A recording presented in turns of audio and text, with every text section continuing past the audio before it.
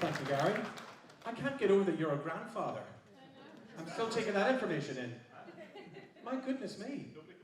That's hard to believe. I didn't bring slides, ladies and gentlemen. I brought my acoustic slides, which is my notebook, my lyric book. Gary, could I have a wee something I could put this on, and then I can occasionally look at it. How you doing, by the way? Up, Derry.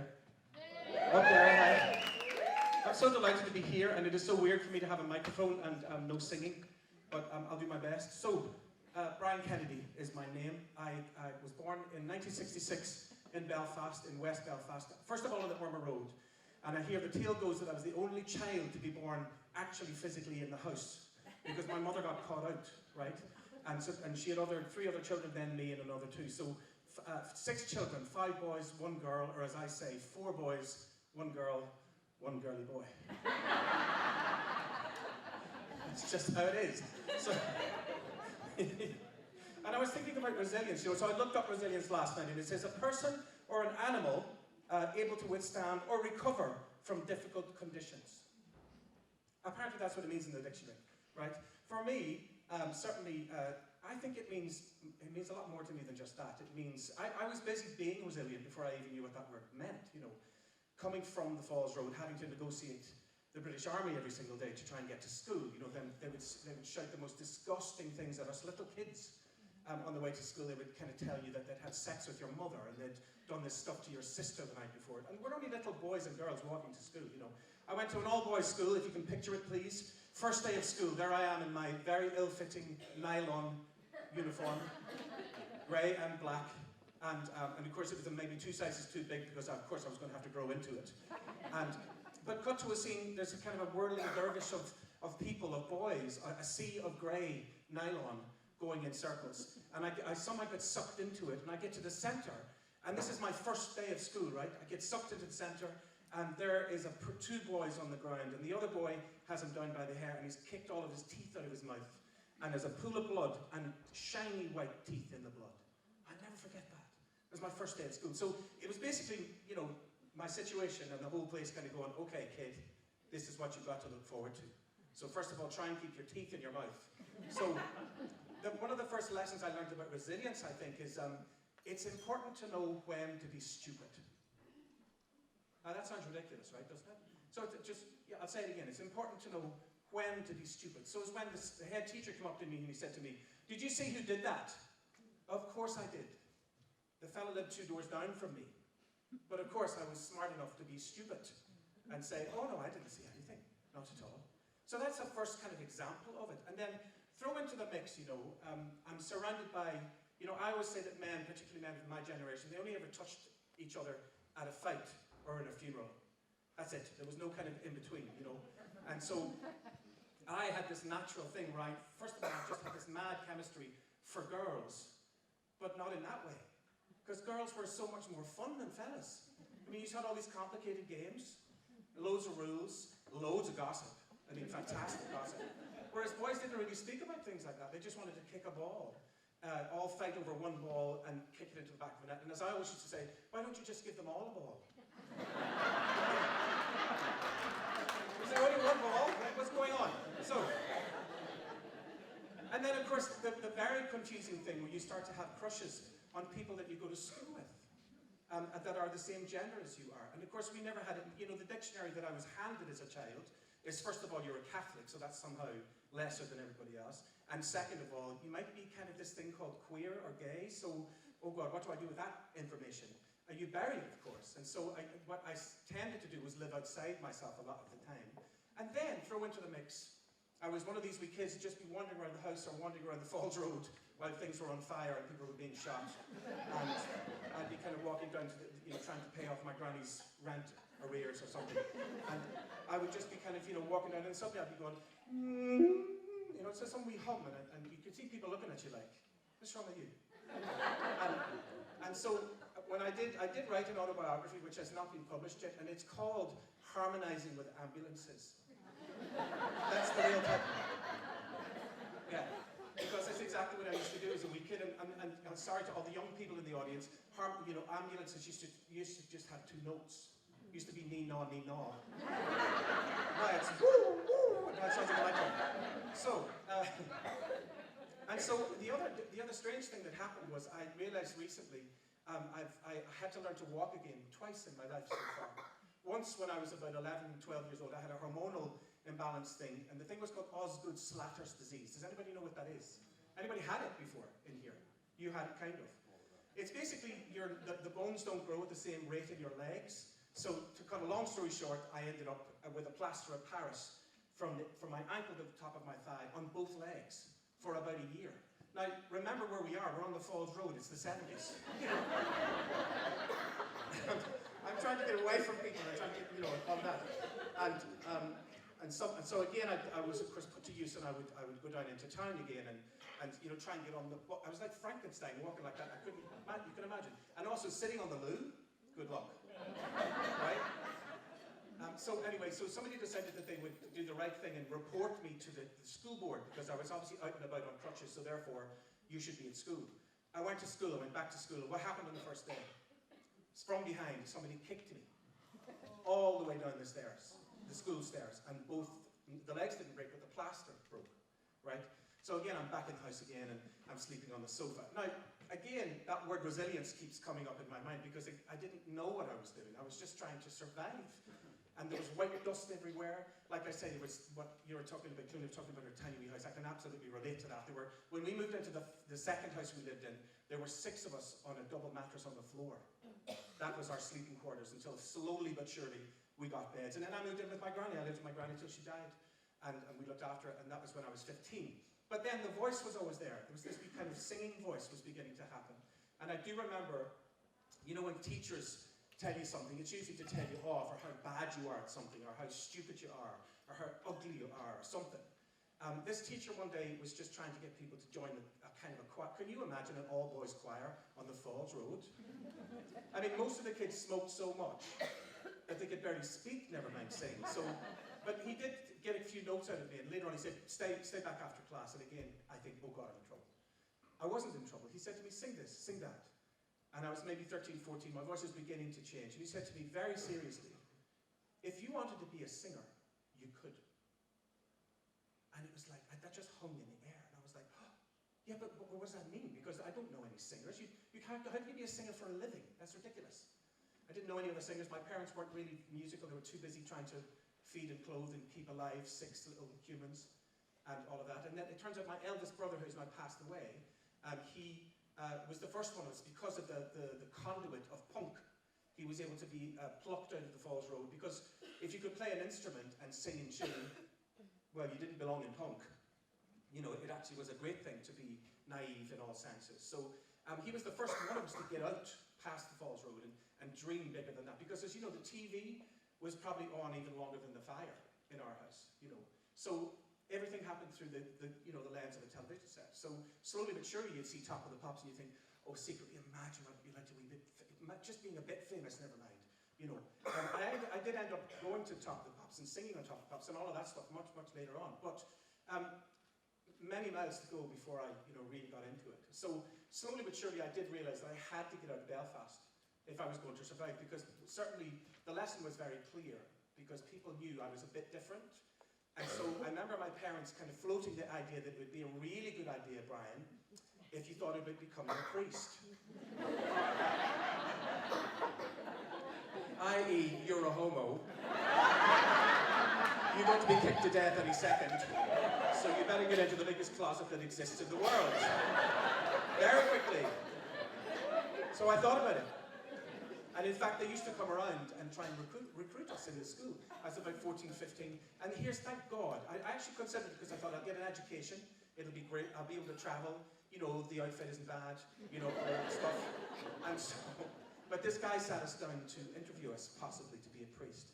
And he had the worst halitosis teeth you have ever seen in your life. And he'd be talking like this. He'd spit all over this. And I just remember thinking, oh no.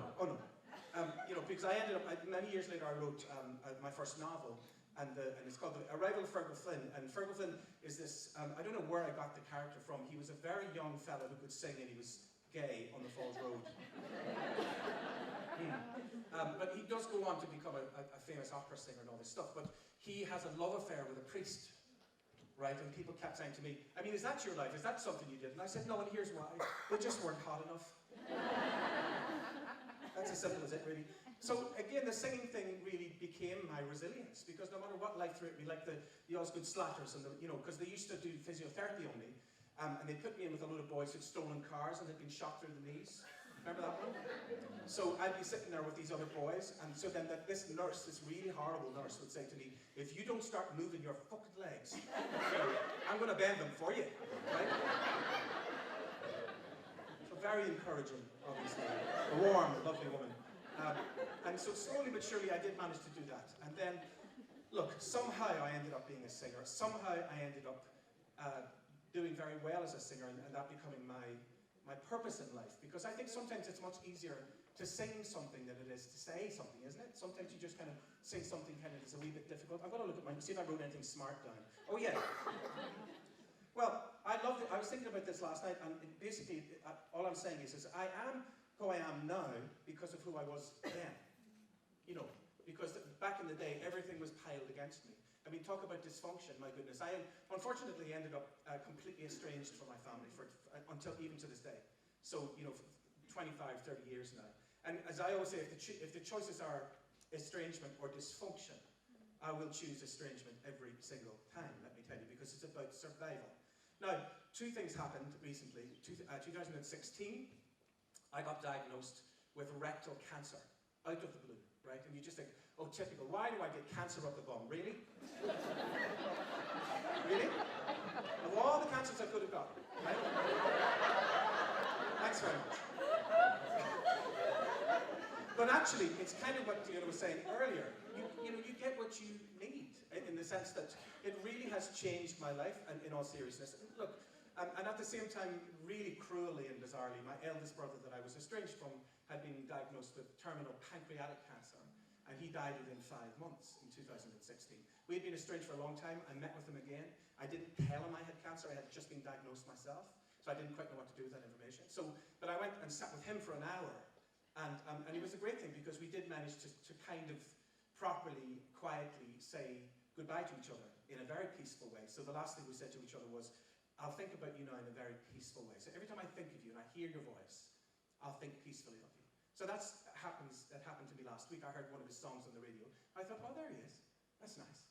And so without even me having to try to do that. So there's a resilience in that, because of course those kind of things could really devastate you. Now, I did go on and have this 9-hour surgery. I'm very not shy about getting my twins out. Do you see those? Should I be on this circle? Hang on, I'm going to have to debag slightly. But it's for educational purposes only. I'm just going to show you the top of them. Don't be panicking now. As I said on the Stephen Nolan show, I'm not going to get my wab out. Don't worry. Do you see those? You do. So that is a colostomy bag, and that is a ileostomy bag. So poo and wee, right there. Permanent for the rest of my life, ladies and gentlemen. That's what I'll be doing. Now, I just was in America. I just sang in Carnegie Hall. With twins, as I call it. And the reason why I'm talking about this stuff is because particularly men do not face this stuff very well. And I'm still getting emails, and hopefully after tonight, and when we give it all the contact details, there will be men who will contact me. It has already happened. There are men who really can't cope with the fact that you end up looking like an action man. Can I tell you the details? Are you shockable? This is Derry. Come on. I mean, talk about resilient. Derry is one of the most resilient cities I was ever in my entire life, outside of the Belfast and the Falls Road. So it absolutely has changed my physical being completely. So round the back, my bum, if you could see it, is like, I'm like an action man. I'm completely sewed up round the back. There is no bum hole anymore. So when people say to me lovingly, oh, up your hole, I go, not anymore. Sorry about that. And also, I did go on the Gay Pride March in Dublin last year with the GAA for the first time, and my friend Catherine Lynch, who's a brilliant comedian, was busting to go to the toilet. She was running around. There was like 30,000, 40,000 people in the city, and she could not find a toilet anywhere, and God love her, she was going out of her mind. I did not have that problem. I was walking in I was going to the loo as I was walking along. So, maybe you want to ask yourself, and people ask me, hang on a minute, hang on, stop. So this has all happened to you. And how come you're not on the floor crying? How come you're not, able to leave? How come you are able to leave your house, and you are able to get out of bed, and you are able to put your foot in front of the other? And I'm not really sure what the answer is, but certainly what there seems to be a robustness that I gathered as a little kid on the Falls Road. I saw somebody shot dead right in front of me when I was about 7 or 8, and I know there are probably people out there who saw that too. And instead of me losing my mind, you have to learn to contain that terror somehow, and that robustness. So I saw very, very adult things that a little boy should never, ever have to see. However, I did, and I didn't know any different. I didn't have 2 childhoods, I had 1. And now I've only got 1 adulthood. And I think the singing has been a massive part of my calmness. Now, when I eventually went to my GP, I won't get into it too much because somebody might sue me, because this is, public forum, but because you can't tell the truth anymore, as we know. The truth is a very difficult thing to tell. One of the reasons I can't release my biography is because some people have to die first. That's just the truth. And yeah, so I went to my doctor and he says to me, okay, Brian, you've been through an awful lot. It's been very heavy for you now. I'm going to prescribe these pills for you. And I said, oh yeah, what are they?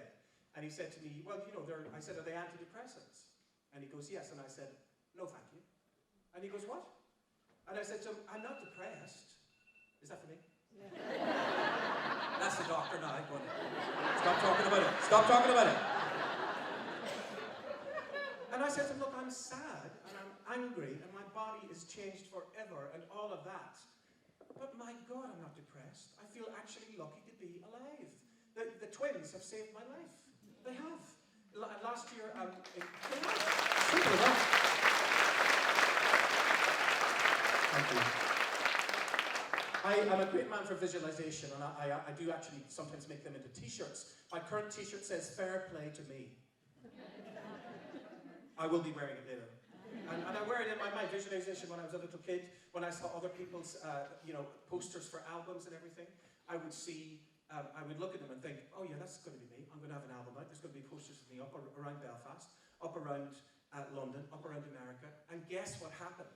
That's what happened, because I saw it in my mind. I didn't even know what I was doing. I was talking to Cleona about this earlier.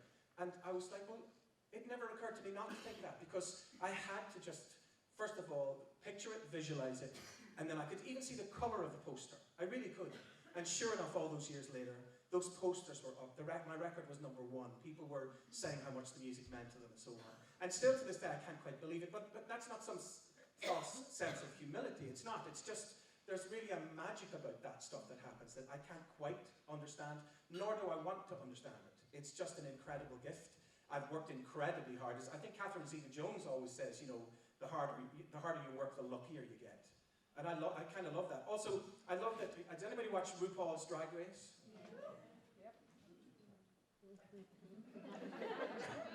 I love how nervous some of the men looked at. They were like, oh, Jesus, drag queens. Okay.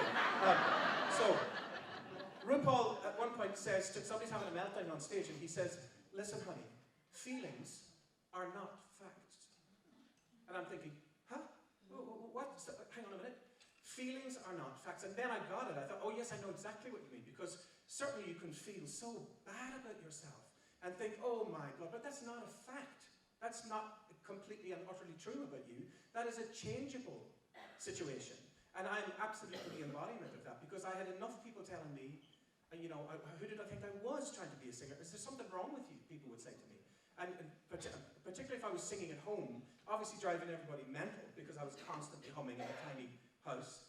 And the thing that I would have heard more was, as they say in Belfast, shut your bake.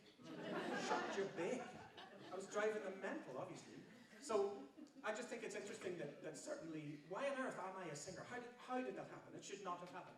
I grew up in those circumstances. There was never any money to have any lessons. I've never had a vocal lesson in my life.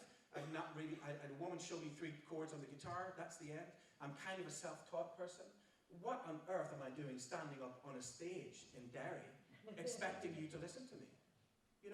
And so you have to ask yourself, why? What's the point of being a singer? One of the points of being a singer, and I mean this sincerely, is that you're basically asking the audience to love you. Because I think it was James Joyce who talks about being hurt into art. I think that's that phrase that comes up.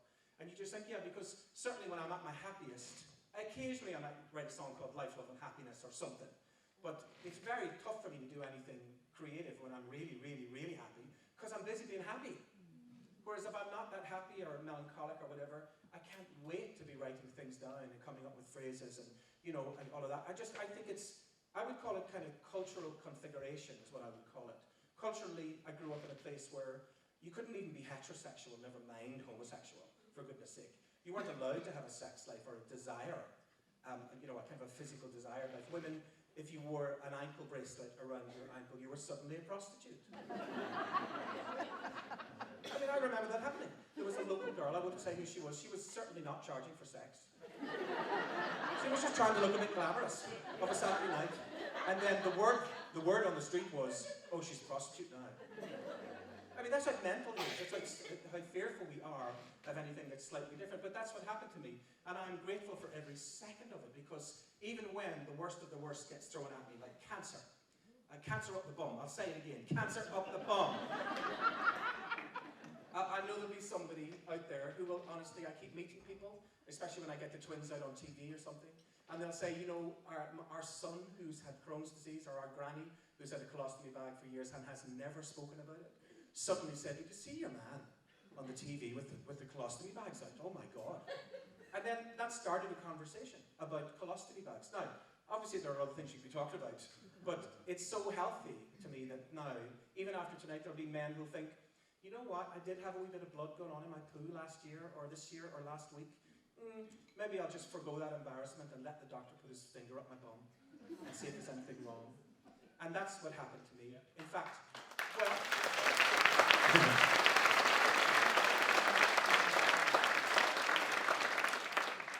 there are two other things I want to say. You know, you either become a victim in this situation or you become a victor. And that's one of my other t-shirts. Which one are you? A victim or a victor? Which one? I would like to think of myself as a victor, and here's why. Because ultimately, without going into a very long story about the last 4 years, the choices were colostomy bag or body bag. Which would you like? Because I went on this journey with herbalism, with all kinds of, you know, cannabis oil. I did vitamin C IV therapy. I did deep sea diving, but simulated deep sea diving, where they changed the pressure and all. I did anything I could to not have this operation. And so when I got wheeled into the surgery, I knew that I had not left any stone unturned. So I just thought, okay, I have to have this surgery now. So, and I did, and like I said, it saved my life. And I'm singing more than ever. I'm stronger than I've ever been, actually. And I think my sense of humor is only helped by this thing called resilience, because people say to me all the time, oh, how on earth are you doing that? What is the alternative? What is it? Would somebody tell me? Because I'm living, honestly, one of my best lives. A year ago, Chris Suter was here. He's the most amazing tailor. And he made me a suit when I came out of hospital. I had a 9-hour operation, 20 days in hospital. I had terrible hallucinations with the drugs. They gave me ketamine, morphine, OxyContin. I had a terrible time for a week. I would be in these full-on hallucinations where a tiger, I'd be lying in a cave and a tiger had eaten half of my body. And I was lying there thinking, just eat the rest of me and then I'll be dead and I'll be fine, right? And that was as real as I'm looking at you lot now. I had hallucinations like that for about a week. And then slowly but surely I got out of it, and I had to learn to walk for the second time. Nobody told me I would have to learn to walk again after that. So I then walked again after that, and I lost 4 stone. I was 4 stone lighter than I am now. It's hard to imagine, isn't it? Because you just think, well, who's got 4 stone to lose? You know, but I had. So then this year, the great resilience of all of that is that I played in Carnegie Hall, and I had to drop my red suit. Chris made me a beautiful bottle red, gorgeous red suit. And then he had to alter it because I'm back to my normal size. And I walked out onto that Carnegie Hall stage in this new suit thinking, I'm alive. My God, I'm alive. And I'm singing.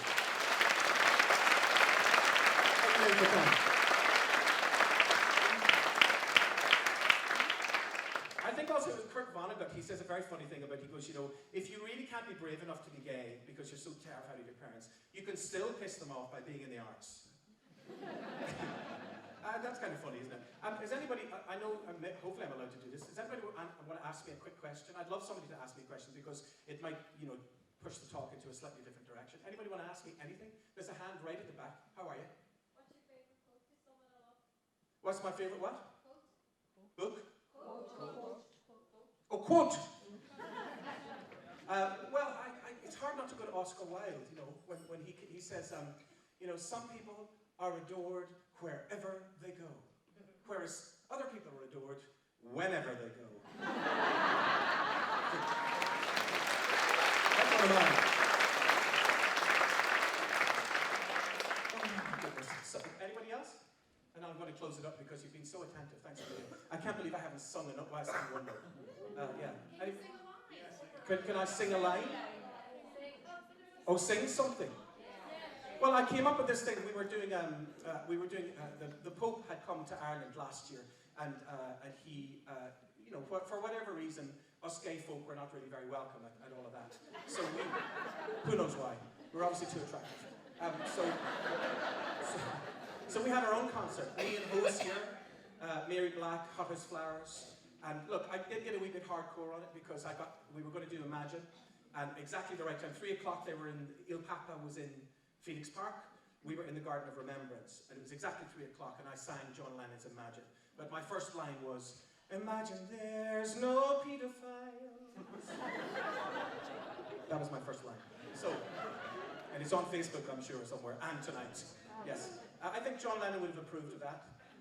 You know, and so therefore what we did was we put together all kinds of performers to basically say, we're having our celebration over here in the Garden of Remembrance. And music is such an incredibly powerful thing. And for me, music is all about resilience. It's one of the reasons that I'm still alive, because even if it's somebody else's music, I will listen to it. I'm a huge Joni Mitchell fan. You know, I mean, I love the thing that she says many wise things, but one of the things she said recently enough, she said, well, first of all, she said that happiness is the best facelift. That's the name of one of her songs. And then there's another one where she goes, he sees a stray in the wilderness, and I see how far I've traveled. I love that. And that kind of sums me up a wee bit, I think. Because I'm quite the loner, you know. I'm not a lone wolf. I'm sort of a lone gay wolf, I suppose. You know, but I love people's company, and then sometimes I can't stand it. You know, I love being on my own. I'm really too good at it. Sometimes I have to be kind of, you know, I grabbed out of my house to actually go and do something other than be in the house and listen to music and write songs and write books and think a lot. And then there are other times when I really crave company, and particularly the company of women. One of the funniest things about being a gay fella is that I really adore women. I adore your company. I adore your insights. And the slight cruelty about that is that I'm not able to really take it any further than that. And so there's a bit sad. The upside of all of that is that I had some of the closest friends that I have in the world are women. You know, I grew up with very, very powerful, resilient, crazy, violent women. And it hasn't put me off them. So fair play to me. Good night. Thank you.